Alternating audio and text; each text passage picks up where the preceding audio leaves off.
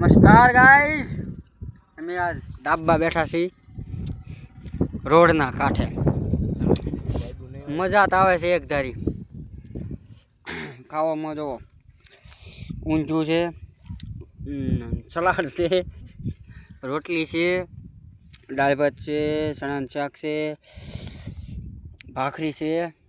અને ભાખરી અમારા ભાઈએ બનાવેલી છે, લાલજીભાઈએ. અને ગાંઠિયાનું શાક અમારા ઉદાકતાએ બનાવેલું છે.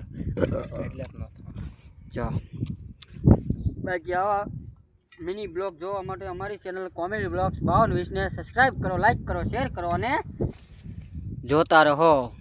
કાંઈ બોલશે નહીં. આ હાલો ફેમિલી ખાવાય એમ. ફોન આવે છે. અરે હું બ્લોગ બનાવવાની શરૂઆત કરું ને ત્યારે જ ફોન આવે. ત્યાં સુધી કાંઈ ન આવે. આ આપણી ગાડી છે. હવે ખાઈ લઈએ, બરોબર. હાલો જમવા. જય માતાજી.